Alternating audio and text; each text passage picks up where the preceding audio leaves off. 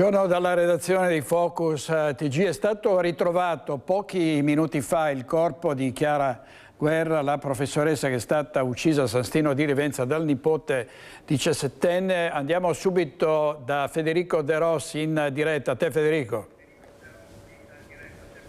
Sì, buongiorno direttore, ben ritrovati. Un'ultima ora perché è stato ritrovato davvero poco fa il corpo della professoressa 53enne Chiara Guerra. Siamo in località Sette Sorelle nel comune di Portogruaro. Pochi minuti fa, prima di arrivare in diretta, si è attivata davvero una macchina importantissima dei soccorsi. Come potete vedere, vigili del fuoco, la polizia con la barca per recuperare poi il cadavere della stessa professoressa. Sul posto anche polizia locale e numerosissime gazzelle dei carabinieri. Più precisamente il corpo è stato ritrovato a 12 chilometri di distanza dopo 3 giorni di ricerche partite dal canale Malgher in azione. Lo avevamo raccontato anche nei giorni scorsi: gommoni, sommozzatori, droni e l'elicottero Drago partito da Venezia. Adesso in questi istanti state vedendo che gli agenti della polizia stanno cercando di uscire per vestirsi, perché il corpo è stato ritrovato al largo del fiume Lemene, quindi si stanno adesso per preparare. Come potete vedere dalle immagini di Michele Zanette, è arrivato poco fa anche il medico legale Antonello Cirnelli per fare i primi esami sul posto della salma, ed è atteso anche in questi minuti il procuratore della Repubblica di Pordenone Pietro Montrone. Lo avevamo detto, direttore, il ritrovamento della salma è davvero fondamentale per verificare la confessione del ragazzo, reo confesso 17enne, nonché nipote della professoressa Guerra, che avrebbe appunto ucciso la zia a colpi di coltello. Quindi un passaggio davvero fondamentale. Adesso anche le forze dell'ordine si stanno organizzando proprio per il recupero coordinato tra di loro interforze, per il recupero della salma e poi il trasporto al suolo. Da quanto trapelato inoltre dal punto di vista delle indagini, la zia avrebbe lottato, anche questo è un aggiornamento di poco fa, per difendersi. Infatti è emerso, come avevamo raccontato, che il nipote avrebbe avuto un braccio, il polso fasciato, ed è trapelata proprio la notizia che il braccio in realtà era ingessato con una frattura del metacarpo, una ferita alla mano e dei graffi anche sul corpo del nipote, che sono tutti indizi di una colluttazione. Poi sono emersi ulteriori dettagli, però vi facciamo vedere magari il servizio che abbiamo. Ecco qua, prima di dare il servizio vediamo il medico legale Antonello Cirnelli, che immaginiamo possa salire sulla barca per raggiungere il cadavere che tra l'altro, non l'abbiamo detto all'inizio, è stato avvistato questa mattina da un pescatore che era con la sua barca e ha visto il corpo, un corpo esanime, senza teli, e quindi ha dato subito l'allarme. Questo è stato merito anche grazie magari dopo giorni di ricerche, del temporale di ieri sera, che parlando proprio sul posto con le forze dell'ordine avrebbe potuto muovere il fondale, ed è stato trovato proprio al largo galleggiante. Adesso vediamo dalle immagini, direttore, proprio il medico legale Antonello Cirnelli, che sta per partire con la barca della polizia proprio per raggiungere il punto esatto, e lì poi ci sarà il recupero del cadavere assieme ai vigili del fuoco che stanno raggiungendo l'area con i sommozzatori. Lo abbiamo detto, è a 12 chilometri, il corpo è stato ritrovato dal punto in cui le ricerche erano partite, ovvero dal canale Malgher a San Stino di Livenza. Quindi da San Stino di Livenza 12 chilometri per poi arrivare proprio al punto del comune di Portogruaro. Abbiamo visto la partenza proprio in diretta, vi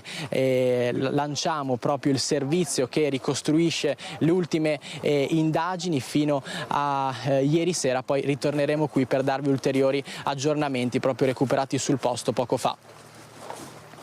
Le immagini di alcune telecamere di videosorveglianza riprendono chiaramente il 17enne che spinge la carriola, confermando di fatto quanto confessato agli investigatori. Lo ha ribadito in queste ore il procuratore di Pordenone Pietro Montrone.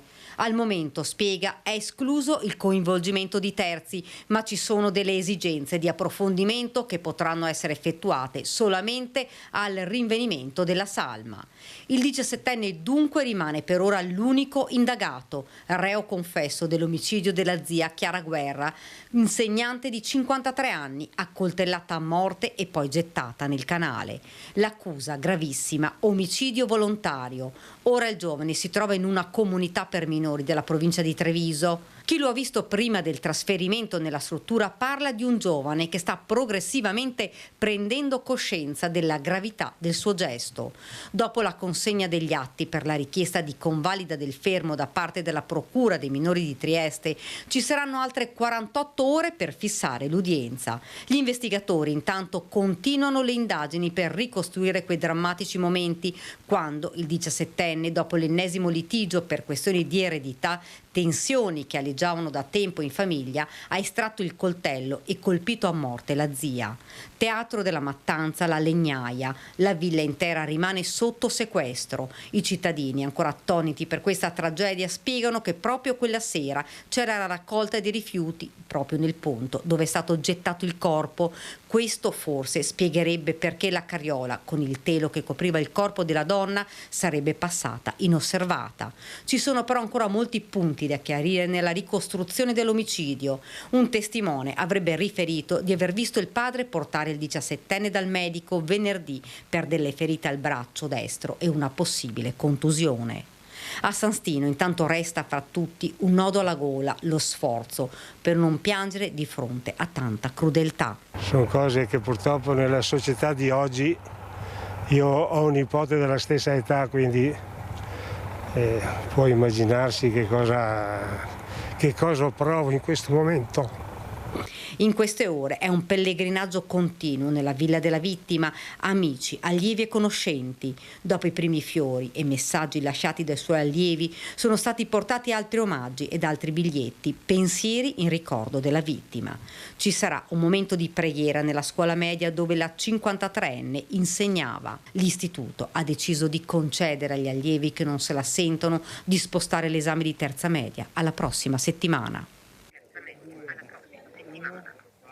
Abbiamo sentito una prima ricostruzione, qui nel frattempo continuano ad arrivare mezzi di soccorso e forze dell'ordine per questa maxi operazione adesso di recupero. Lo abbiamo sentito dal servizio della collega, il movente è legato a degli attriti prettamente economici, più precisamente delle eredità, però sarebbe emersa proprio questa mattina negli ultimi minuti un'ulteriore ricostruzione della scena del crimine. Infatti il delitto, grazie alle immagini delle telecamere di sorveglianza presenti in zona, si sarebbe consumato attorno alle 13:30 di giovedì nella Legnaia, come avete sentito, in via Fratelli Cervi 3 a San Stino di Livenza. Qui ci sarebbe stata una colluttazione, successivamente le coltellate che spiegherebbero anche le ferite del reo confesso 17enne, e poi alle 14:10, dopo esattamente 40 minuti, le telecamere immortalerebbero il 17enne con una carriola e un telo uscire da casa. Poi ha proseguito a piedi proprio per 700 metri in circa 10 minuti dall'abitazione sino ad arrivare proprio nel canale Malgher, e qui poi avrebbe gettato proprio il corpo della stessa zia. Poi ci sarebbe stato un ulteriore passaggio, perché è rientrato a casa, immortalato dalle telecamere di videosorveglianza, alle 14:30. Qui avrebbe ripulito la carriola dal sangue e verso le 15 le telecamere di videosorveglianza lo vedono riuscire di nuovo. Qui imbocca 3 strade, più precisamente via della Stazione, per poi svoltare in via Papa Giovanni XXIII e raggiungendo poi il retro della parrocchia, arrivato all'argine del fiume Livenza, e qui in un secondo momento avrebbe gettato il coltello e anche i panni sporchi che aveva utilizzato durante l'omicidio. Un'altra ricostruzione trapelata poco fa dalle forze dell'ordine che chiarisce da ulteriori dettagli a un quadro davvero terribile di quanto vi stiamo documentando in questi giorni. Ora siamo in attesa del recupero del cadavere, sicuramente seguiranno ulteriori aggiornamenti. Per il momento intanto da Portogruaro è tutto, a te in studio. Grazie Federico De Rossi, il nostro inviato. Con l'operatore Michele Zanette vi daremo eventualmente degli aggiornamenti. Adesso intanto in regia oggi ci sono Alberto Pivetta e Edoardo Paris. Vediamo la tragedia del Monte Pasubio, cioè la drammatica fine di 2 giovani escursionisti che ha riacceso il dibattito sulla pericolosità delle vie alpinistiche. Ne parliamo con Maurizio Dalla Libera, il presidente del CAI Vicentino. Per noi ci sono Daniele Garbin e Simone Squarcina. A te Daniele. La tragedia del Monte Pasubio ha scosso la provincia vicentina, gli appassionati di montagna, non solo, soprattutto per la morte di questi ragazzi a poco più che 20 anni. Parliamo di Sofia Dallenogare e Giosuè Baldissera, 25 e 24 anni, che hanno perso la vita in questo punto, insomma, del massiccio, e riapre un po' il problema e soprattutto il dibattito sulla pericolosità delle vie alpine. Con me Maurizio Dalla Libera, il presidente del CAI Vicentino. Ecco, quanto pericoloso erano queste strade? Allora, intanto ci ha colpiti molto questa disgrazia che consideriamo una tragica fatalità. Vogliamo esprimere la nostra vicinanza alla famiglia di Giosuè, che tra l'altro è qui a Vicenza, e della famiglia di Sofia, che abita a Schio. Tragica fatalità, dico, perché è una via tra il Pasubio che, pur essendo impegnativa, 450 metri, quinto, sesto grado, è considerata la più bella via del Pasubio, è la più frequentata, è provvista anche di solide soste e gli ancoraggi in sito sono classici, cioè chiodi classici.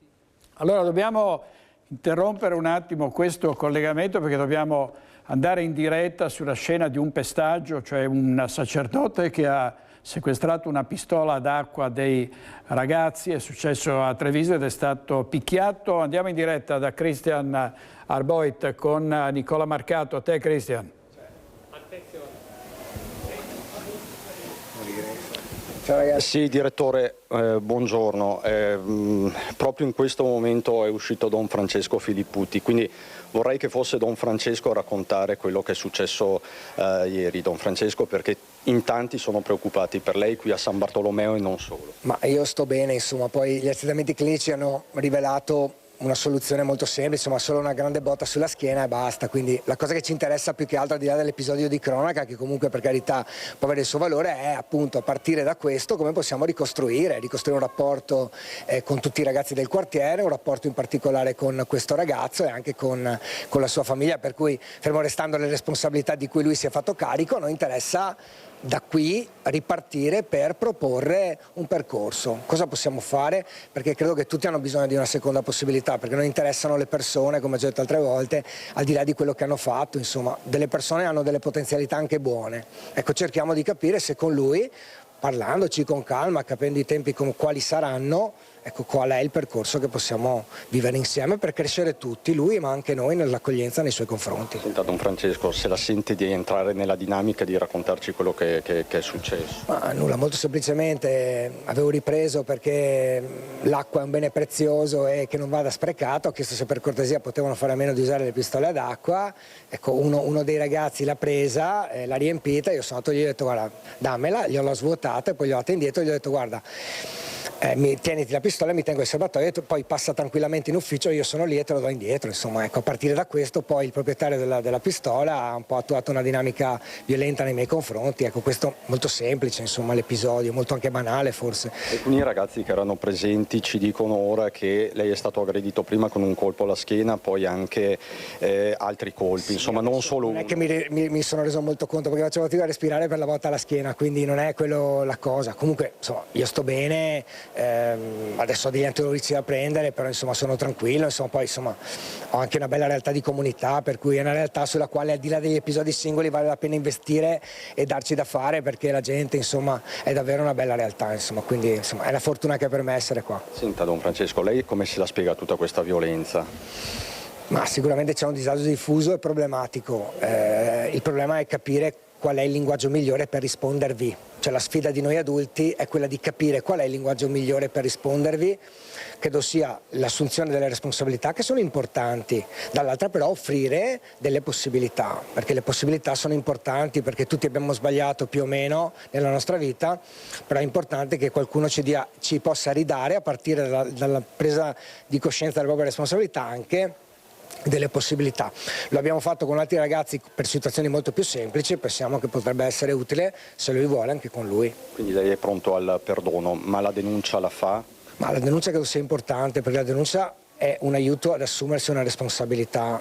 Chiaramente la denuncia è un fatto, la disponibilità è un altro fatto che è parimenti, se non più importante. Noi siamo comunque disponibili a tutti.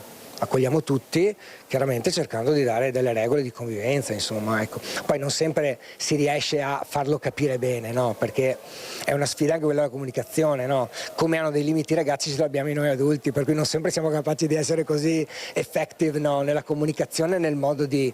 Con alcuni si riesce, con altri no. È così dato di trovare le misure giuste. Grazie Don Francesco per la disponibilità. Ecco, direttore, lo abbiamo intervistato qui in presa diretta, non ti possiamo mostrare quello che sta succedendo, ci sono tanti bambini adesso che lo stanno abbracciando, ma appunto non possiamo mostrarvele queste immagini perché sono tutti minori, vi mostriamo solo un po', chiaramente senza mostrarvi i volti. C'è l'abbraccio, è un abbraccio forte quello della comunità, perché Don Francesco un po' giustamente minimizza, parla di un colpo alla schiena, però appunto i presenti ci dicono che è stato un pestaggio, il colpo alla schiena prima e poi anche dei calci quando era a terra, delle ginocchiate, insomma questa è la situazione.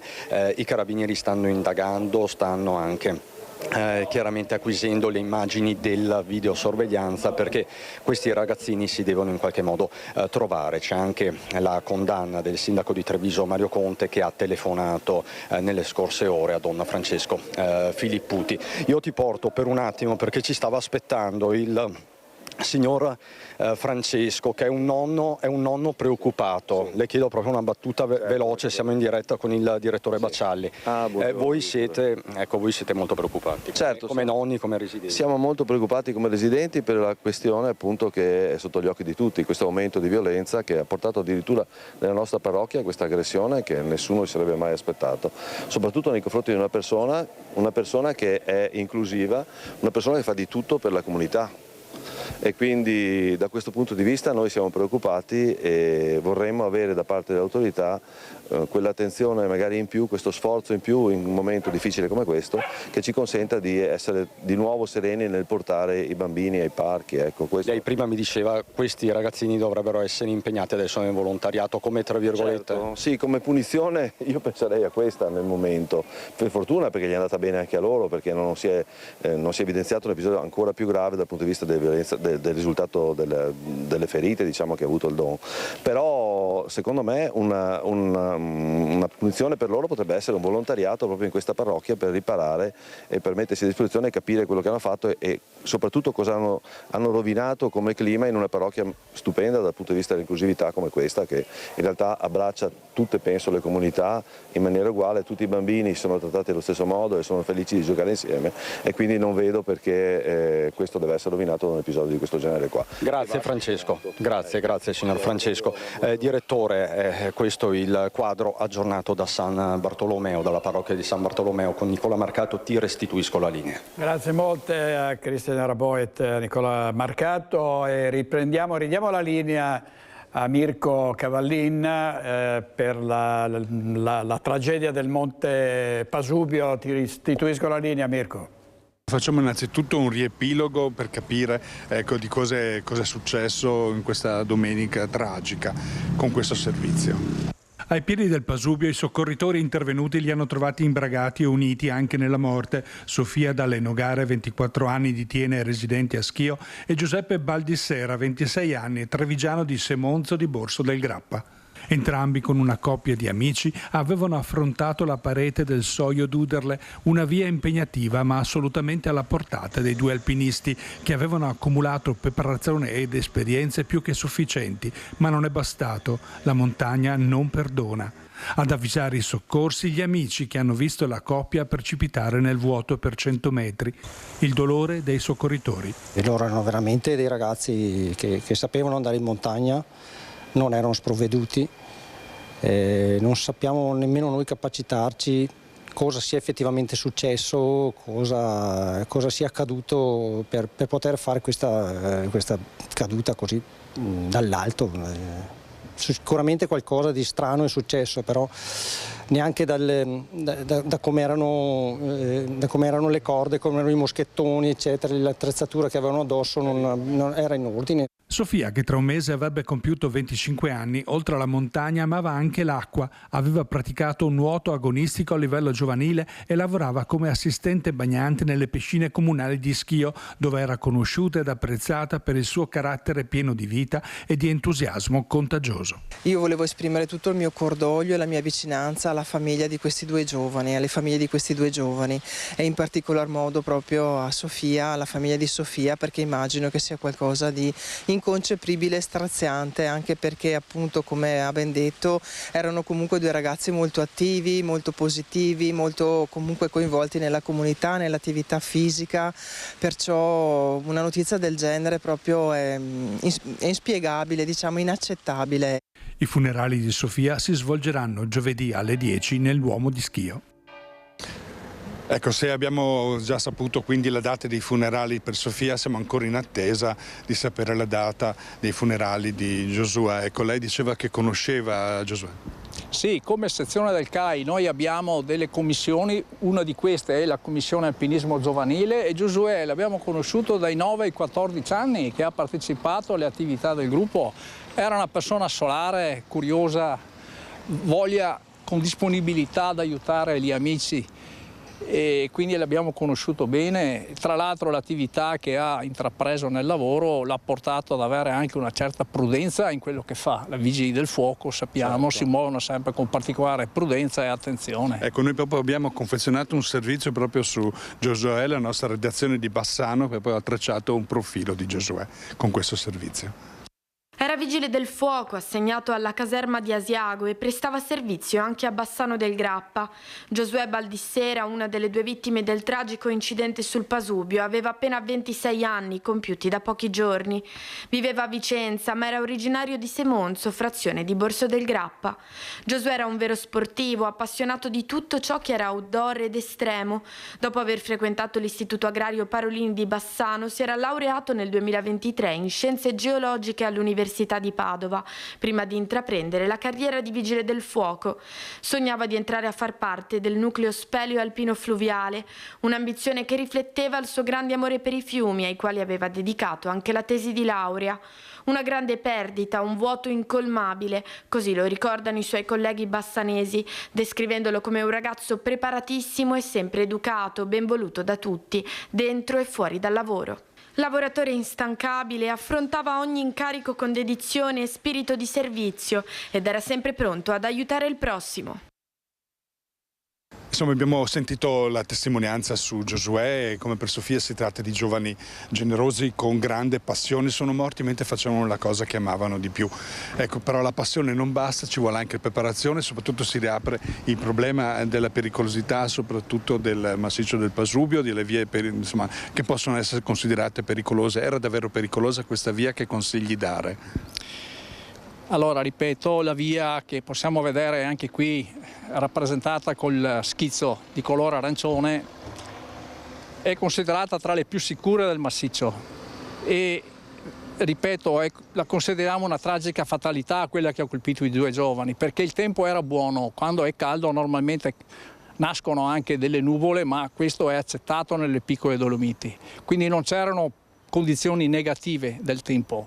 La via è conosciuta, è spesso frequentata, direi la più frequentata. Certamente è una via impegnativa, è una via alpinistica, non è una via da falesia e su questo vorrei spendermi in generale come consiglio.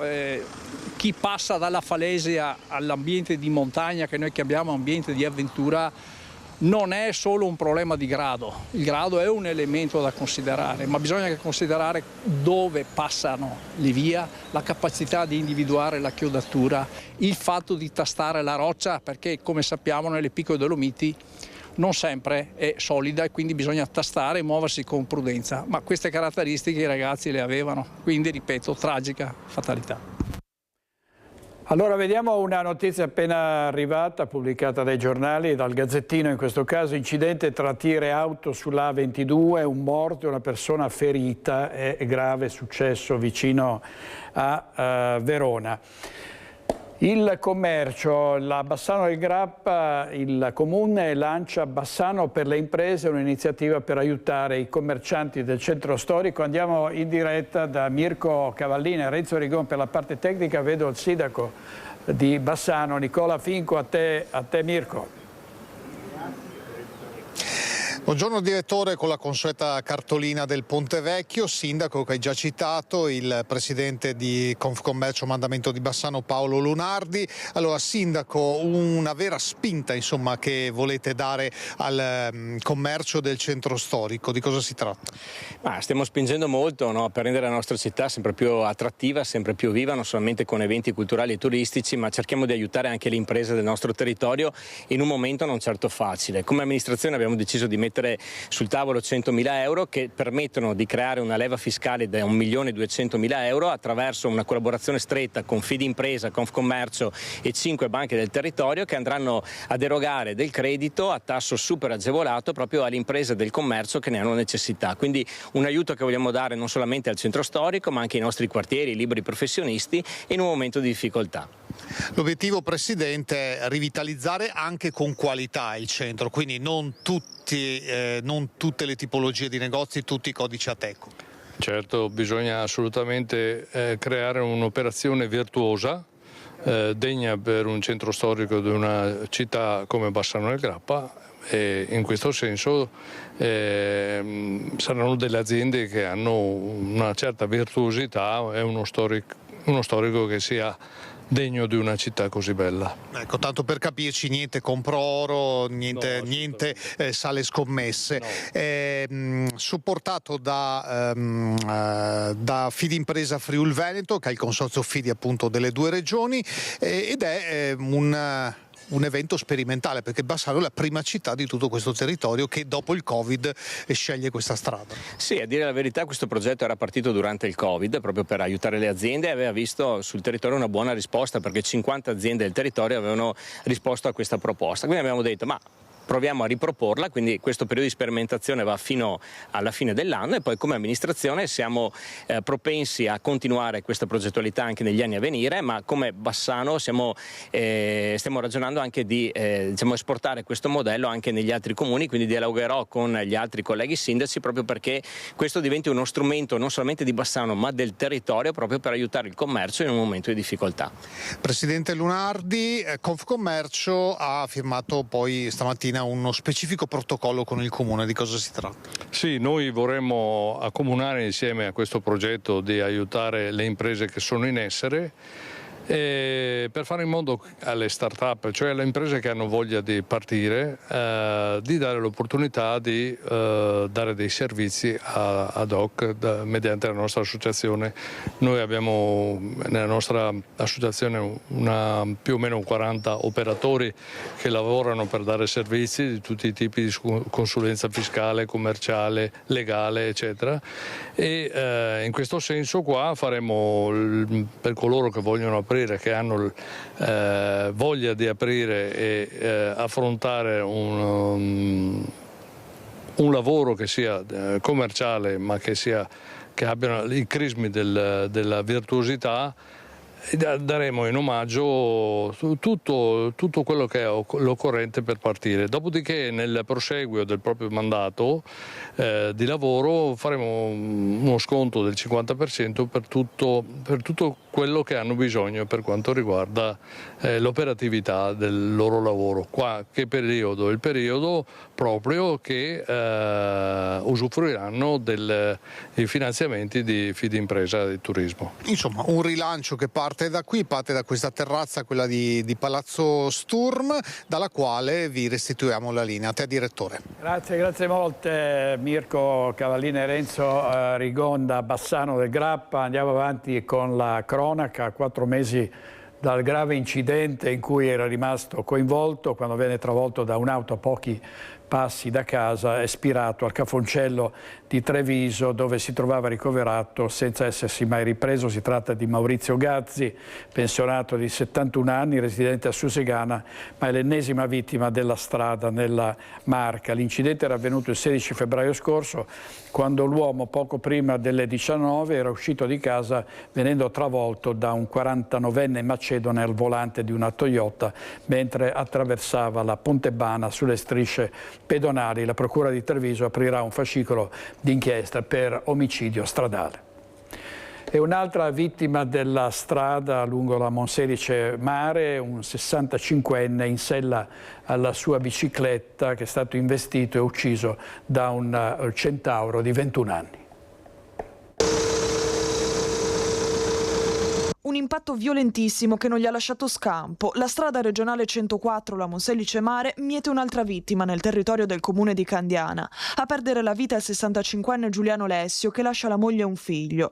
Il pensionato si spostava spesso in bicicletta, soprattutto per andare a fare colazione nel bar del paese. Questa volta però qualcosa è andato storto. Secondo quanto ricostruito dalla polizia stradale di Padova, intervenuta sul posto, Lessio, dopo aver percorso Valli Candiana in sella alla sua bici, sarebbe arrivato all'altezza dell'incrocio e proprio qui sarebbe stato preso in pieno da una moto che procedeva lungo la Monselice Mare in direzione Conselve.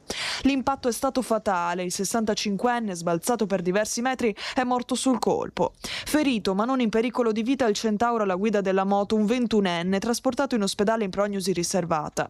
L'esatta dinamica dell'incidente è ora al vaglio degli agenti intervenuti sul posto. L'incidente ha provocato pesanti disagi alla circolazione, con rallentamenti e code in entrambe le direzioni lungo uno degli assi viari più trafficati della zona. Sul posto anche Veneto Strada e il SUM 118, che non hanno potuto far altro che constatare il decesso dell'uomo. La Monselice Mare non è nuova tragedia del genere. A maggio di quest'anno si sono registrati 5 feriti gravi in un incidente automobilistico. Nel novembre del 2025 un altro schianto era costato la vita a una persona, mentre nel marzo dello stesso anno 2 distinti incidenti avevano provocato un morto e diversi feriti, confermando la pericolosità di questo tratto stradale, come dice anche il sindaco Luca Manfrin. Nel nostro comune esiste un tratto della Monselice Mare lungo 7 km, caratterizzato da un rettilineo che interseca 4 incroci a raso. Stiamo lavorando per realizzare un'opera che consente di ridurre le continue accelerazioni dei veicoli, interrompere la linearità del rettilineo e aumentare la sicurezza dell'intero tratto stradale. Si tratta di un intervento importante che richiede la collaborazione e la convergenza di più istituzioni, con le quali continueremo a lavorare con la massima attenzione affinché si possa giungere quanto prima a una soluzione concreta. La sicurezza prima di tutto, purtroppo dobbiamo evitare queste tragedie. E lo scorso novembre un tragico scontro frontale lungo via Desmana Borgoricco nel Padovano era costato la vita ad un nonno vigile. L'autista dell'auto ha patteggiato una condanna a 1 anno e 4 mesi per omicidio stradale. Viaggiava a 100 km all'ora quando il limite di velocità era di 50. Erano le 17:30 dell'11 novembre scorso in via Desman, davanti alla Dacia Sandero, guidata da Giancarlo Dandolo, nonno vigile e volto molto amato nella comunità di Borgoricco. Compare improvvisamente una Ford condotta da un 46enne rumeno. Inevitabile l'impatto e la morte immediata del 65enne a 7 mesi di distanza dalla tragedia. Per la legge il caso è chiuso. Ieri infatti, di fronte al GUP Maria Luisa Materia, il 46enne residente nell'Alta Padovana ha patteggiato 1 anno e 4 mesi per il reato di omicidio stradale, dopo che la compagnia di assicurazione ha pagato un anticipo di 600.000 euro. L'uomo, autotrasportatore di professione, a cui era stata sospesa la patente per 6 mesi, nell'impatto aveva subito gravi traumi, tanto che non è ancora rientrato al lavoro. Sempre i furti anche nell'ambito delle auto di lusso, ed è tornata la banda, la cosiddetta banda dei pezzi di ricambio. Il colpo la scorsa notte nel centro di Vigonza. Andiamo a sentire i particolari da Chiara Gaiani e da Federico Cibotto per la parte tecnica. A te, Chiara.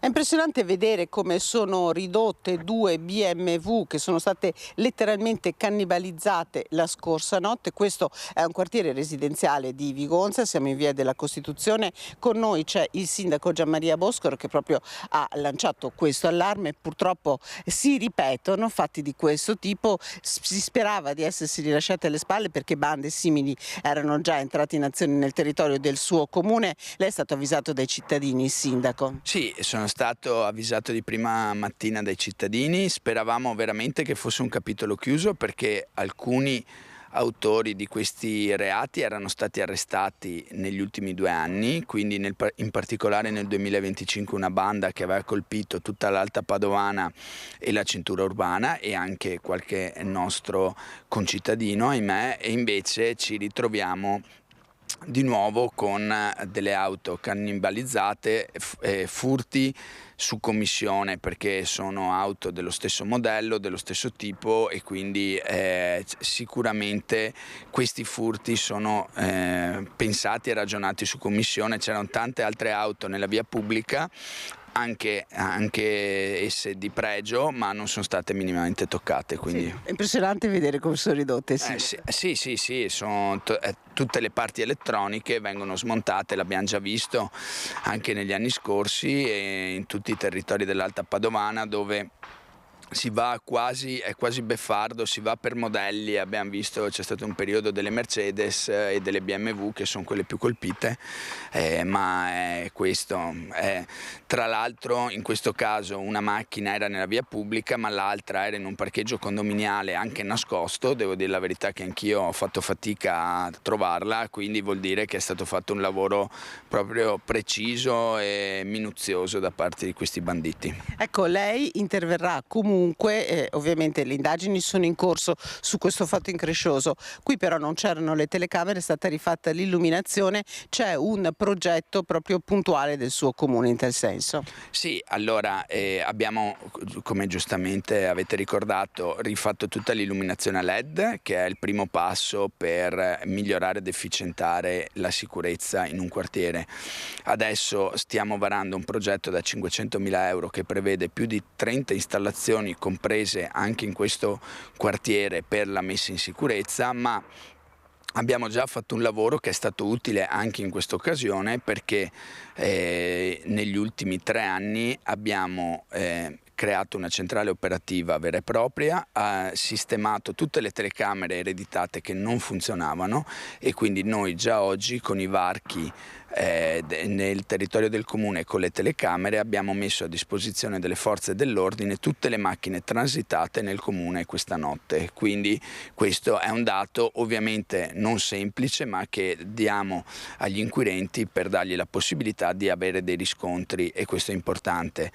Quello che mi lascia un po' l'amaro in bocca è che proprio nei giorni scorsi sembra quasi una beffa del destino, una parte dell'opposizione, degli ex amministratori si erano lamentati perché dicevano non servono le telecamere, gli occhi elettronici non ci rendono sicuri, testuali parole, ma su questo avrei qualcosa da ridire. Invece la mia amministrazione farà il contrario, investiremo ancora di più sugli occhi elettronici perché ce lo chiedono i cittadini ma ce lo chiedono anche le forze dell'ordine che grazie a questi strumenti tecnologici negli ultimi anni hanno non solo la possibilità di individuare ma poi quando si va a processo ci sono le prove, se no non ci sono le prove e poi le assoluzioni fioccano. Invece noi vogliamo assistere e dare il massimo supporto alle forze dell'ordine mettendogli a disposizione una rete tecnologica di telecamere che mappi le zone più sensibili del territorio.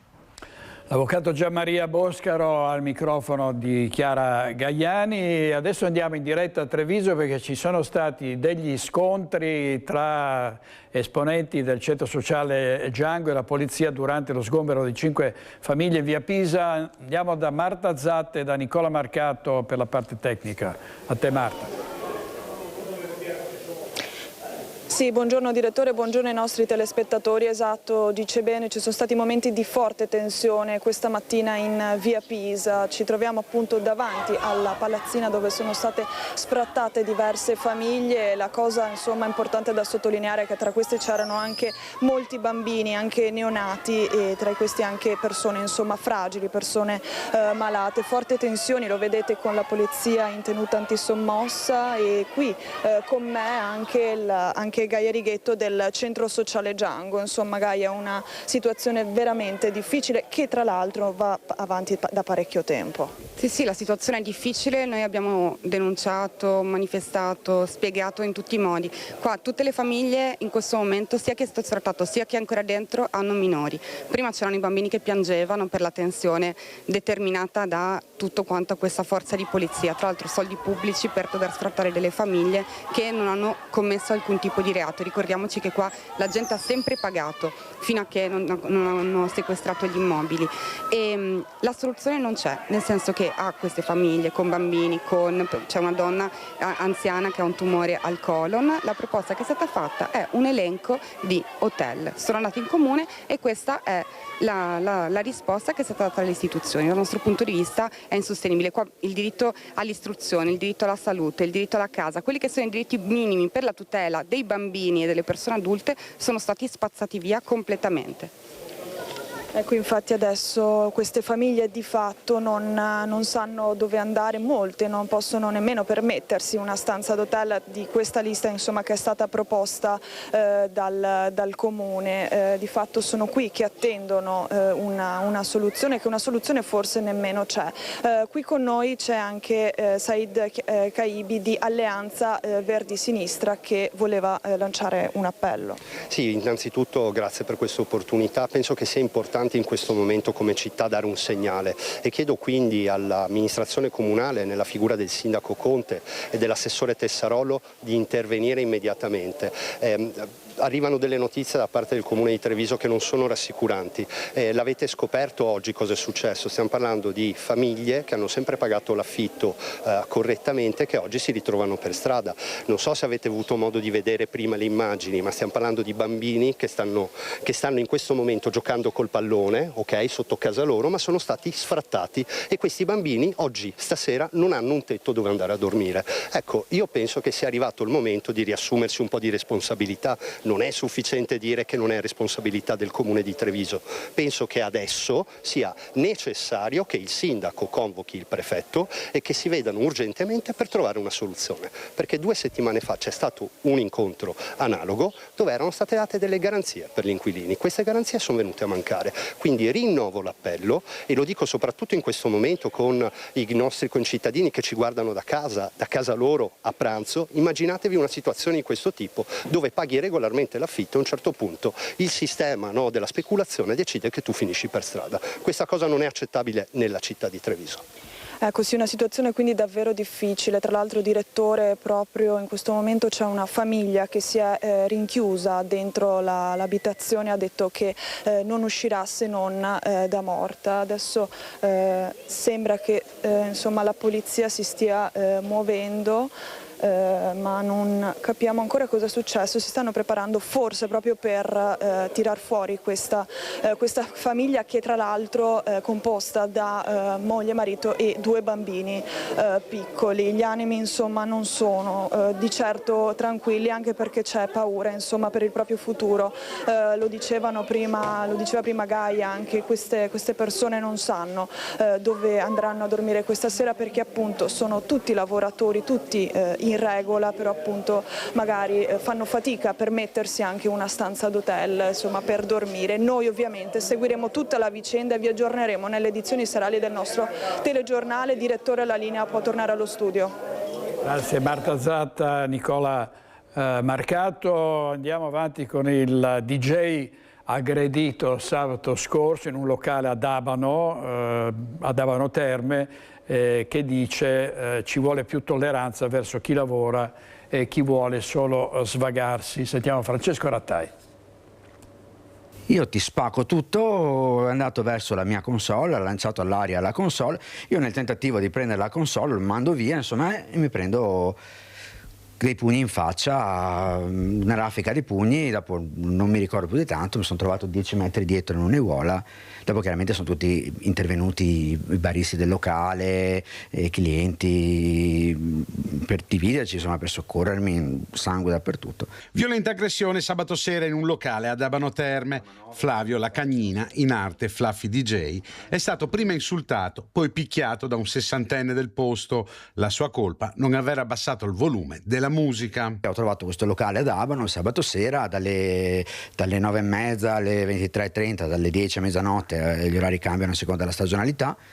Che 2 ore mi esprimo la mia passione, faccio quello che faccio, sono tranquillissimo, mai avrei pensato lì e mai avrei pensato che quella persona si mutasse così. La corsa in ospedale con il naso rotto e danni all'orecchio, già operato in precedenza. La prognosi di 30 giorni da referto del pronto soccorso. C'è stata la frattura del setto nasale perché non ho neanche potuto difendermi, diciamo, quindi l'ho preso proprio in pieno volto l'aggressione. E la cosa che mi preoccupa, sono un po' preoccupato perché c'è un calo dell'udito all'orecchio destro dove ero già stato operato, una protesi interna per un problema di salute che speravo di aver risolto, invece a quanto pare forse si è dislocata. Danni fisici e materiali perché la furia dell'aggressore si è abbattuta anche contro la strumentazione da DJ, un danno da quasi 1.000 euro. L'invito che fa Flavio è di essere più tolleranti con chi vuole solo passare qualche ora di svago. Stiamo diventando un paese triste, signori, non c'è tolleranza. Sono appena uscito dall'ospedale e in pronto soccorso, nella sala d'attesa, gente che si lamenta perché a me chiamano al telefono persone preoccupate, mi dicono come stare, rispondo. Intolleranza per tutto, sei maleducato, non devi rispondere al telefono quando tutti parlano, tutti urlano. Ho chiesto scusa, non mi interessano le tue scuse, sono maleducato, gente vuole passare avanti, ma dove è finita la tolleranza? Bella domanda, bella domanda. Avrebbe afferrato alle spalle e minacciato una portalettere al termine di un diverbio scoppiato mentre la dipendente stava distribuendo la corrispondenza. È uno dei 5 episodi sui quali sono intervenuti negli ultimi giorni i carabinieri della compagnia di Udine, impegnati nei servizi di controllo del territorio e di prevenzione dei reati predatori. Il fatto è avvenuto in città a Udine, secondo quanto ricostruito dai militari. Una donna di 62 anni, titolare di un negozio cittadino, avrebbe avuto una discussione con la portalettere durante il normale giro di consegna. Il confronto sarebbe rapidamente degenerato, la commerciante avrebbe raggiunto la lavoratrice alle spalle afferrandola e rivolgendole delle minacce. La 62enne è stata denunciata in stato di libertà con l'ipotesi di reato di minaccia a un incaricato di pubblico servizio. E con l'avvicinarsi delle vacanze estive le abitazioni sono ancora più nel mirino delle bande dei predoni, perché pensate che solo nella Marca trevigiana quest'anno sono stati fatti 8.000 e rotti furti. Questo è un dato stato pubblicato ieri dai giornali. Qui vediamo da Castagnole di Paese a Spresiano fino a Carità di Villorba. Nelle ultime ore sono stati registrati altri raid e tentativi di intrusione che alimentano l'allarme tra i residenti. Quasi una non notizia, perché sono mesi, se non anni, che questi furti vengono portati a termine. Vacanze, case vuote e ladri in azione. Da Paese a Spresiano fino a Villorba cresce la paura dei residenti. A Castagnole di Paese a farne le spese è stata una coppia di ottantenni partiti sabato per una settimana di vacanza a Fiera di Primiero. A scoprire il furto è stato il figlio incaricato di accudire il cane durante la loro assenza. I ladri, utilizzando una scala, hanno raggiunto una finestra del primo piano, l'hanno forzata e sono entrati nell'abitazione. Tutto a scala. Il secondo piano e ho rotto la finestra e entrai. A provare a rompere il vetro, si vede che faceva troppo rumore e mi ha preso un levarino e ha aperto in quella maniera, tra cassa e finestra, e ho fatto leva.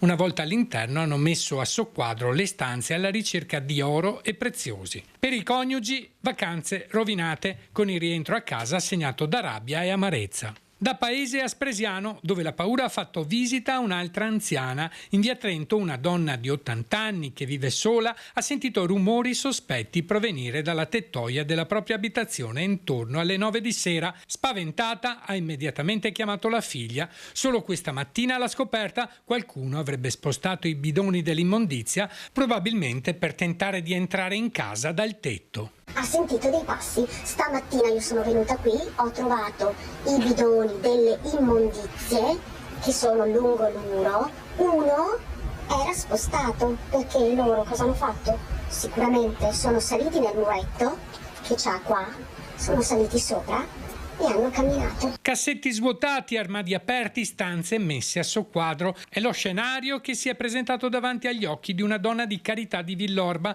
dopo il furto subito sabato sera nella propria abitazione. I ladri hanno rovistato ovunque, portando via non solo oggetti di valore, ma anche piccoli effetti personali. Un colpo che lascia ferite profonde, perché oltre ai beni rubati se ne va anche il senso di sicurezza tra le mura domestiche. Per la donna resta l'amarezza di una casa violata e la paura di ricominciare a vivere con serenità. Servizio di Nicola Marcato e vediamo 100 kg di rame già pronti per essere portati via, lasciando però al buio le case del quartiere. È successo a Montagnana. L'energia elettrica che si interrompe continuamente, i sospetti di un tecnico di e-distribuzione, l'intervento dei carabinieri non era un guasto, ma il furto di rame da una cabina elettrica. E così 2 persone sono finite in manette. I militari li hanno sorpresi a rubare tubi in rame e cavi elettrici negli edifici di un'ex azienda produttrice di prosciutti a Roveredo di Guà, nella zona di Montagnana. Il tecnico era stato allertato per le frequenti interruzioni di energia elettrica, ma nel corso del sopralluogo ha notato un'auto parcheggiata vicino a una cabina elettrica abbandonata e rumori dall'interno. Immediato l'intervento dei carabinieri, che sono entrati nell'edificio bloccando 2 italiani di 35 e 33 anni, già noti alle forze dell'ordine e residenti nella Bassa Padovana, che stavano smontando i cavi elettrici. Accusati di furto aggravato in concorso, avevano già accatastato 100 kg di rame che stavano per essere caricati su un'auto pronta all'esterno con il bagagliaio aperto. Arresto convalidato dalla Procura di Verona, che ha disposto per i 2 l'obbligo di firma a Este e Montagnana. Servizio di Federico Fusetti. Eddie Kaliman invece ci parla adesso della corsa clandestina in piena notte nel quartiere di San Liberale a Treviso. In un video sono state immortalate 2 auto che hanno partecipato a questa gincana, un episodio non nuovo nella zona, e sta indagando la polizia.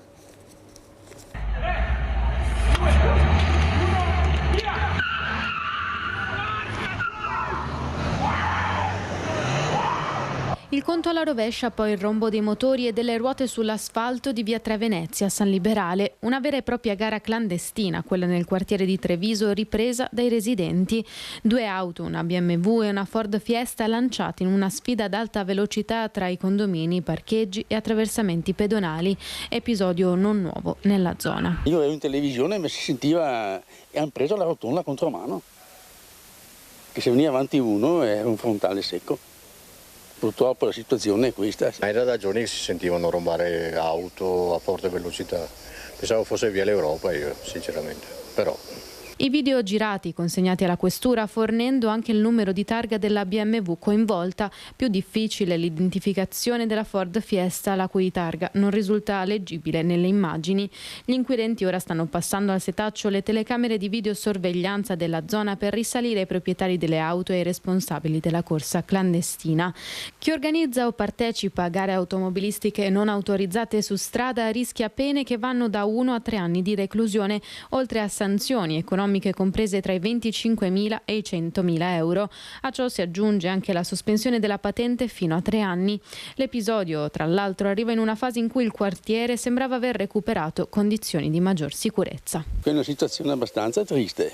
Cioè, alla sera tutto fuori controllo, il villaggio fuori controllo, una volta non era così. Prima si andava la sera alle 11, 11 e mezza, adesso che è caldo, a passeggio col cane, non c'è più nessuno adesso, non c'è più nessuno, vado giù io, qui.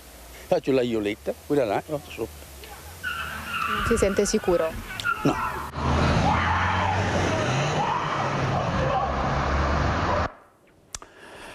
Vediamo anche a Venezia. Venezia Schiamazzi grida e i vigili mettono fine a un 18° in terrazza, una festa di compleanno con circa 20 ragazzi alla Madonna dell'Orto. È stata interrotta dalla polizia locale dopo le segnalazioni dei residenti per musica e schiamazzi.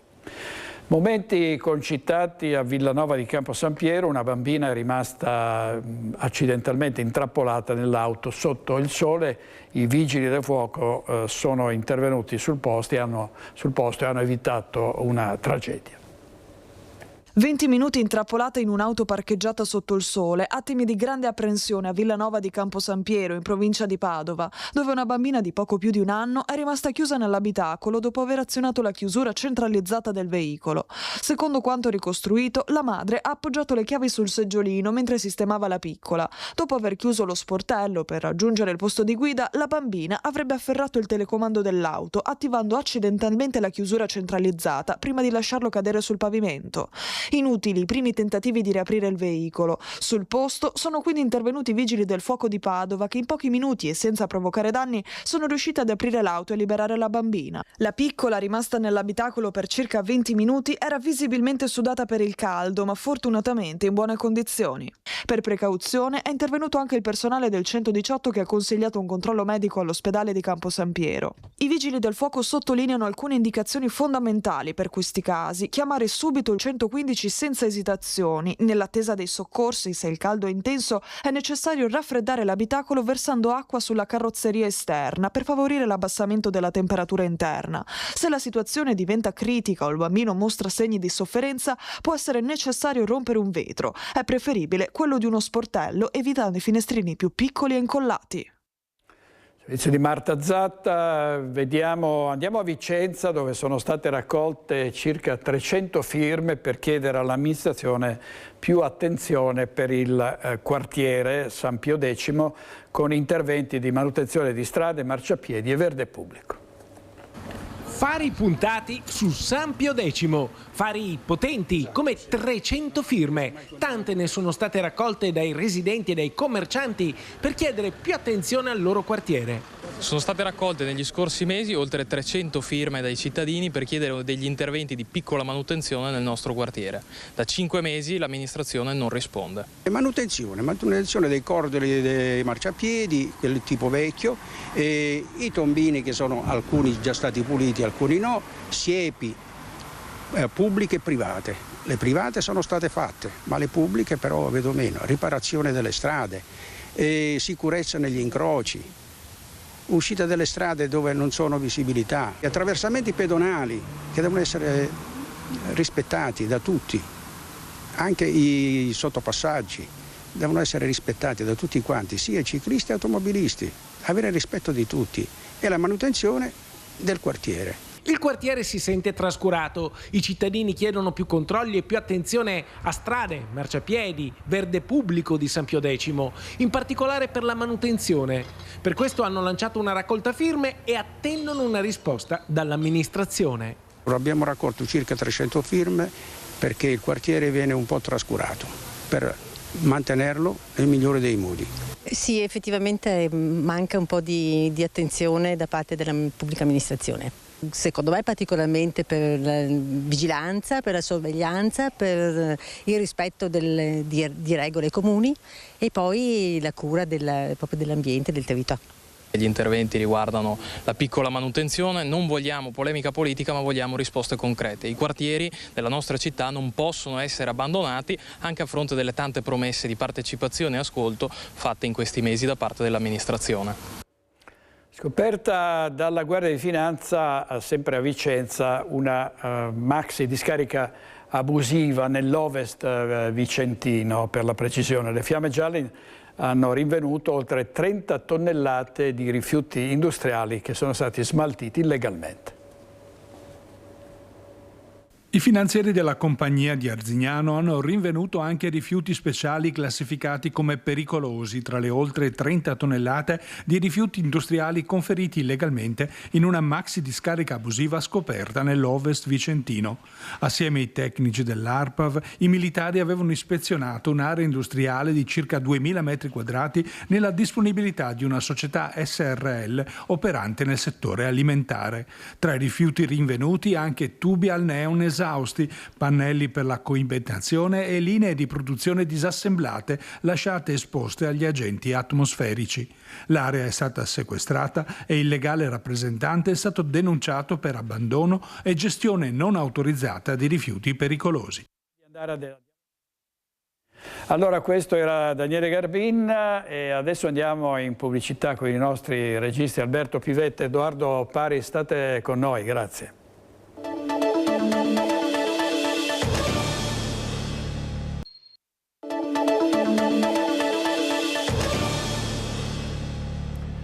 Di nuovo in diretta con Focus TG, parliamo adesso di un viaggio in barca sulle rotte delle Malvasie, un progetto realizzato da Pietrangelo Pettenò con l'armatore Alfredo Giacone e il giornalista Maurizio Crema, che vedo a bordo della loro barca, della barca di Giacone. Buongiorno a tutti. Buongiorno a tutti. Buongiorno direttore, buongiorno agli spettatori. Allora adesso siete partiti da Chioggia, adesso siete in Istria a Cittanova. Pettenò, qual è l'obiettivo di questa corvée? L'obiettivo è quello di ripercorrere queste rotte di questo vino Malvasia. Il Malvasia veniva chiamato il vino navigato perché appunto i veneziani, scoperto questo vino nel Peloponneso a Monevassiano, hanno cominciato a commercializzarlo in tutta Europa e quindi noi piano piano stiamo cominciando a aggiungere a questo prodotto così importante in molte zone in qualche maniera il valore aggiunto della storia, della cultura, quindi raccontare il vino ma raccontare la storia di questo vino che ha millenni, cioè viene chiamato dai veneziani attorno all'anno 1000, insomma, quindi stiamo parlando di un vino millenario, il primo brand di vino al mondo potremmo dirlo, e quindi noi ripercorriamo queste rotte grazie a una barca meravigliosa di Alfredo Giacone, la Jan Chris, e quindi incontriamo di tappa in tappa istituzioni, produttori, quindi facciamo una sorta di diplomazia culturale, insomma.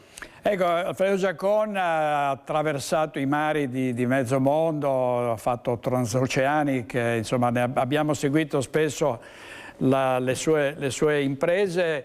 È una barca di quanti metri, Giacone, ricordiamolo? È una barca di 17 metri. Io direi che non è che abbiamo attraversato i mari di mezzo mondo, li abbiamo attraversati tutti i mari del mondo, almeno tutti gli oceani li abbiamo fatti. Però dopo 30 anni, sai che siamo stati via a lungo, 30 anni, e siamo tornati a navigare in Adriatico e devo dire ai nostri telespettatori che il mare Adriatico, del quale non navigavo da 30 anni appunto, è molto più pulito rispetto agli anni 90. Devo dire che la microplastica, le plastiche ci sono di sicuro, è un problema mondiale, ma questo viaggio, che è un viaggio diciamo per ripercorrere anche un po' le sorti dell'overtourism e del parlare di economia blu, devo dire che mi ha fatto scoprire che l'Adriatico rispetto agli anni 90 è molto più pulito. Ecco, questa è una buona notizia, tra l'altro data da un ambientalista della rango di Alfredo Giacone, che è stato spessissimo da noi a Focus anche a denunciare situazioni allarmanti. Anche nei mari, negli oceani ci sono delle isole di plastica spaventose ed è bene sapere che l'Adriatico, l'inquinamento in Adriatico è diminuito. È un viaggio che ovviamente racconterete. Maurizio Crema, giornalista, cosa ne farai, Maurizio, da questo punto di vista? Mi pare che abbiate previsto anche un documentario. Sì, intanto volevo dirti che stamattina, a proposito di Adriatico meno inquinato, nella tappa da Pirano a Cittanova abbiamo anche incontrato un delfino. Non c'è soltanto a Venezia il delfino, ma anche da queste parti, ed è un buon segnale, no? Perché sì, abbiamo visto anche sgombri, tanta gente anche in barca, per fortuna. Poi sì, l'obiettivo di fondo è raccontare questo viaggio nella storia e nell'oggi dei piccoli e grandi produttori di malvasie, perché sono tante le malvasie, in giro per l'Italia e anche in giro per il Mediterraneo, con un documentario e anche un libro. E quindi siamo pronti a registrare, a raccontare, abbiamo già trovato un bel materiale, abbiamo già incontrato delle persone importanti, qualcosa forse ti abbiamo anche già mandato o forse manderai più avanti, e dopo ci rivediamo a settembre quando torneremo, no? Perché ci sarà anche una grande giornata in cui speriamo già di poter raccontare una parte di questo materiale che abbiamo raccolto in questo bel viaggio, grazie ad Alfredo e a Pietrangelo che mi stanno accompagnando in questa avventura. Grazie, è fantastico vedere anche i delfini in Adriatico, i torsiopi, le stenelle. Pietrangelo Pettenò, a questo punto dove arrivate e quando ritornerete in porto?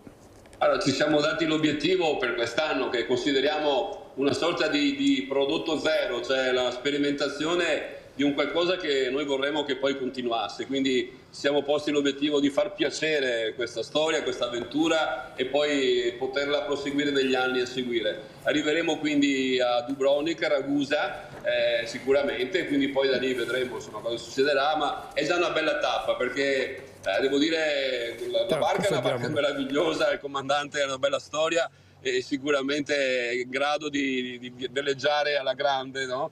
Però poi ci organizziamo perché quando la barca arriva nei porti, oltre a quelli italiani, fino a Trieste, dove anche l'assessore regionale Zani all'agricoltura è venuto a visitare la barca, ci ha portato il suo saluto, poi a Pirano ieri in Slovenia, con le istituzioni, col vice sindaco della città, il museo del mare. Oggi a Cittanova lo stesso incontreremo il sindaco di Cittanova, che è anche deputato al Parlamento croato, ci farà un accoglimento questa sera nella sede di Slow Food Istria, per cui ci porterà ad assaggiare pietanze e malvasie locali.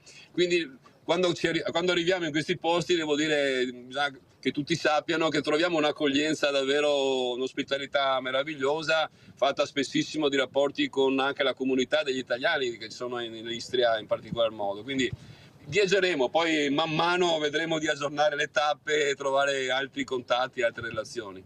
Grazie molte Pietrangelo Pettenò, Alfredo Giaccone, Maurizio Crema, vi aspettiamo in studio al ritorno, così ci racconterete tutta l'avventura. Grazie. Arrivederci, buon vento. Viva Focus, a presto. Grazie, buon vento, grazie molte, grazie. Grazie Luigi. Arrivederci, grazie.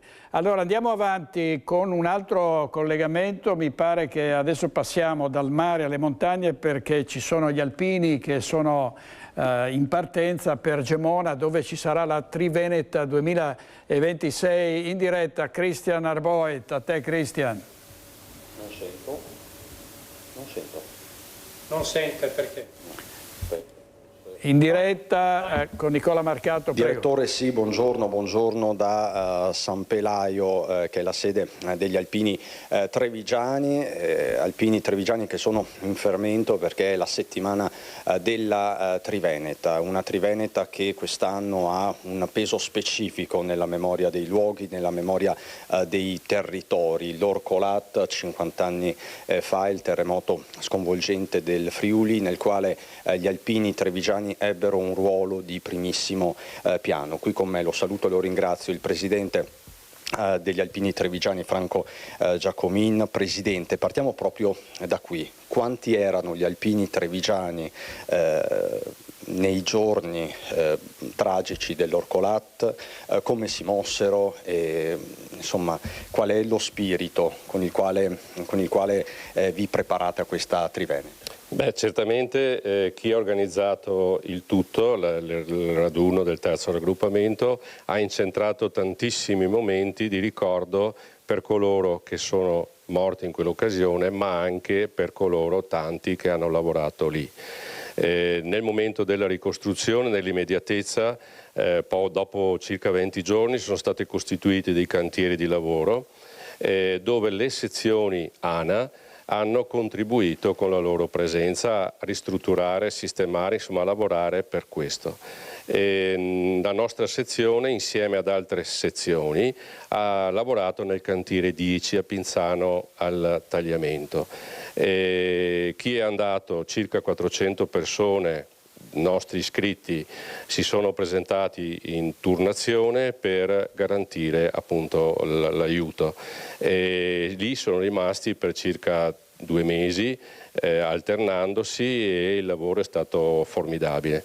Lavorarono per tutta l'estate, poi ci fu anche la seconda scossa, certo. E anche lì non si risparmiarono. No, assolutamente, anzi vissero anche loro in quei momenti anche le scosse di assestamento successive, quindi un impegno fondamentale che verrà ricordato anche in questo a 50 anni di distanza, dove la sezione di Gemona ha previsto la consegna attraverso le sezioni delle medaglie per coloro i quali hanno, ad oggi ancora in vita, hanno lavorato. E a sancire questo legame profondissimo tra Treviso e il Friuli ci sarà un treno della memoria, ce ne vuole parlare, Presidente? Sì, allora sempre l'organizzazione, ma anche col nostro aiuto, ha organizzato un treno storico che partirà da Treviso domenica 21 alle 6 dalla stazione centrale, poi arriverà a Gemona fermandosi in stazioni intermedie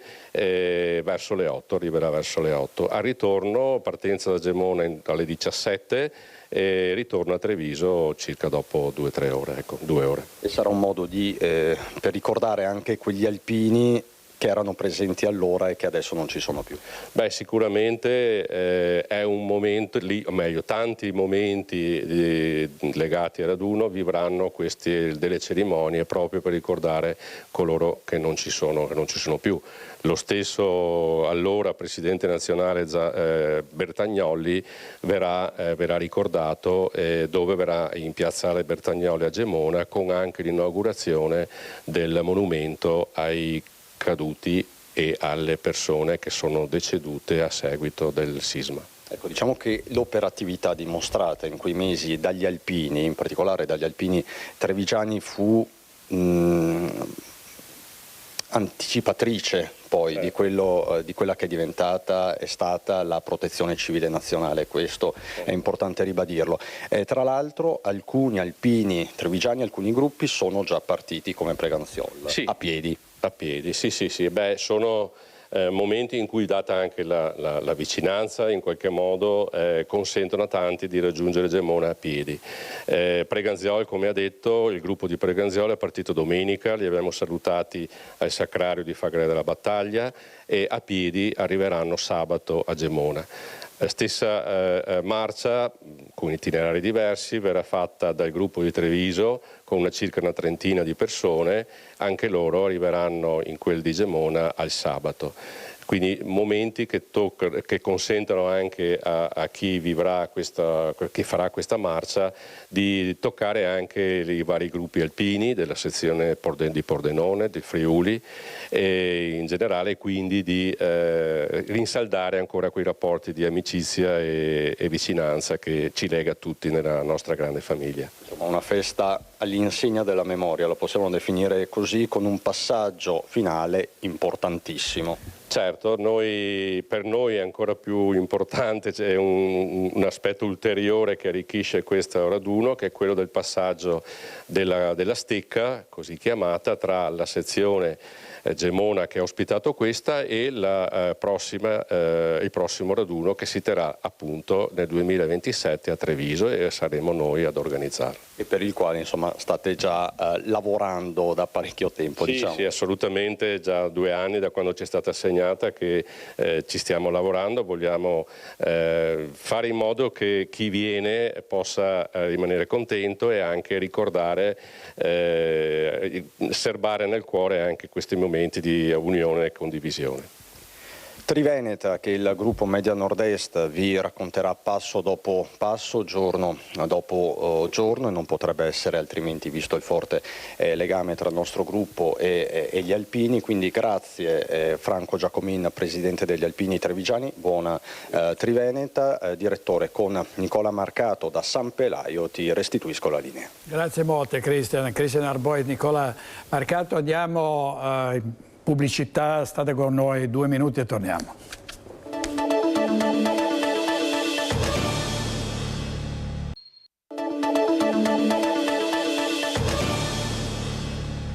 Nuovo in diretta con Focus TG. Andiamo a Cafarsetti a Venezia perché oggi c'è stata la prima riunione del Consiglio Comunale in diretta Filippo Fois con Sandro Ponchio. A te Filippo. Il sindaco ha detto... Buongiorno direttore, buongiorno ai telespettatori di Rete Veneta. Alle mie spalle la vedete, il Consiglio Comunale di Venezia, in cui è ancora in pieno svolgimento la prima seduta dell'era Venturini, la sua prima seduta da sindaco. Oggi doveva essere ed è stata la giornata dell'elezione del presidente del Consiglio Comunale, Matteo Senno, 31 anni, da 11 anni già consigliere comunale, nell'ultima mandatura con delega allo sport, prima con la lista Brugnaro e oggi con la lista Venturini. È stata anche la giornata, diciamo, dei primi scambi di opinione tra Simone Venturini e Andrea Martella, il candidato sindaco del centro-sinistra. Eppure dobbiamo dire che tutto questo è forse passato in secondo piano rispetto a quello che è successo pochissimi istanti fa. Pochissimi istanti fa, adesso sta parlando la consigliera Sara Visman del Movimento 5 Stelle. Bene, pochissimi istanti fa ha preso la parola Giovanni Giusto della Lega, che parlava a nome dell'altra consigliera della Lega, che è Monica Poli, la famosa Lady Pickpocket. Giovanni Giusto ha appena annunciato a sorpresa l'uscita di entrambi i consiglieri comunali della Lega dal partito. Aderiranno adesso al gruppo misto, ma lasciano il partito, per cui Venezia e il comune di Venezia è senza consiglieri comunali della Lega. Hanno motivato, parlando all'assemblea, la loro scelta politica con l'assenza di riconoscimenti da parte del partito nei loro confronti, che da soli, ha ricordato Giovanni Giusto, hanno raccolto come preferenze il 20% del totale dei voti che ha avuto la Lega in Comune di Venezia. Non è andata molto bene la Lega, dobbiamo dire, ha preso il 4% e quasi un terzo rispetto a quello che aveva preso alle precedenti elezioni,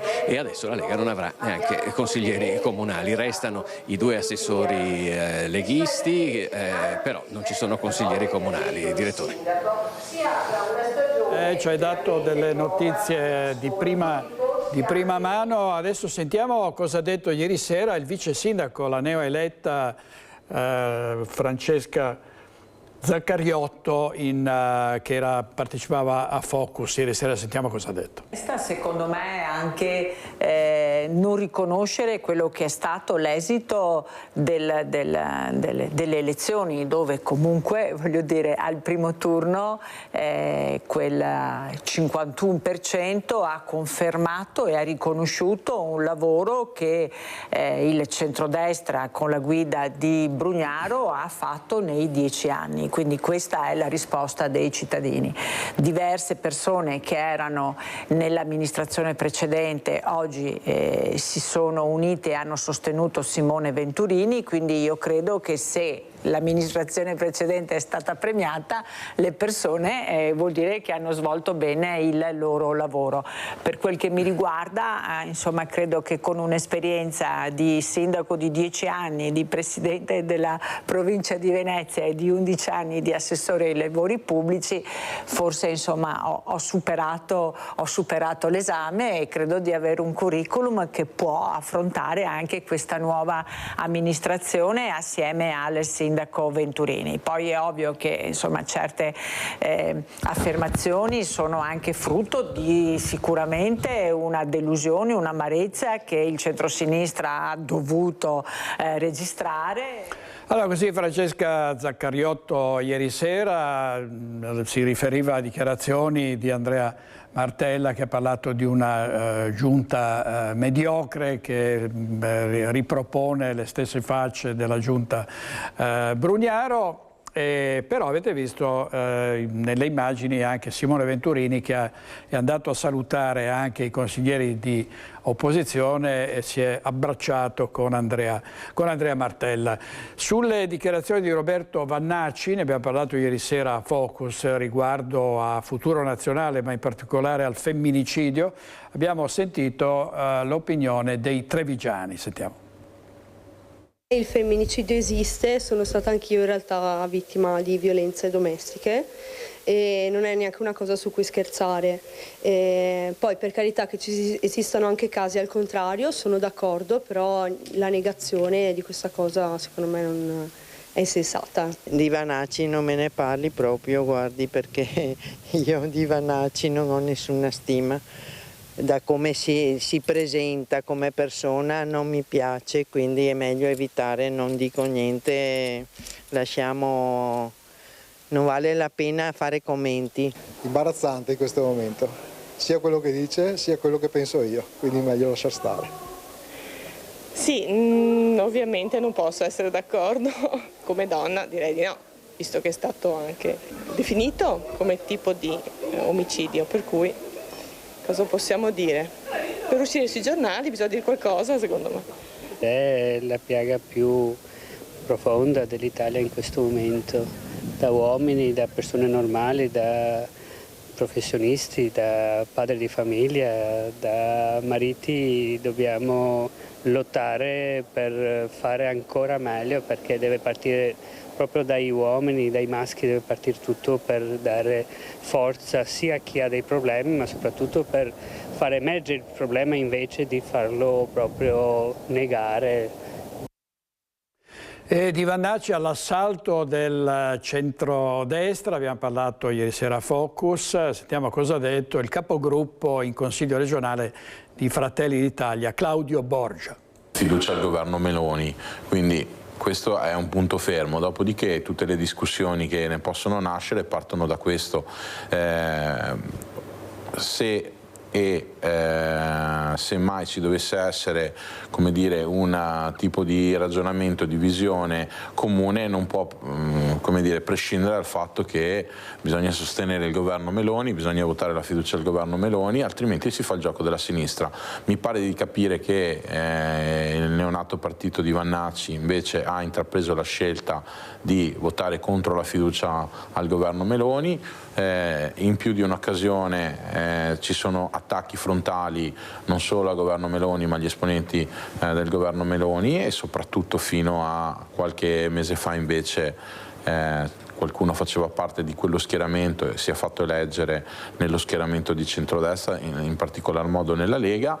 Dopodiché si figuri se noi che abbiamo il simbolo della fiamma tricolore nel nostro come dire, partito possiamo preoccuparci. Noi siamo la destra, lo siamo da sempre, quello è il simbolo più longevo della Repubblica Italiana, è stato votato da milioni di italiani prima, adesso e nel futuro, quindi noi siamo molto non solo tranquilli, ma siamo coerenti e siamo portatori della destra da sempre e dei valori della destra. Li rappresentiamo e continuiamo ad andare avanti. Di certo non siamo noi a fare il gioco delle sinistre, anche perché questo atteggiamento, voglio ricordare, può portare il nostro Paese ad avere un governo di centrosinistra che nulla ha a che fare ovviamente con la destra.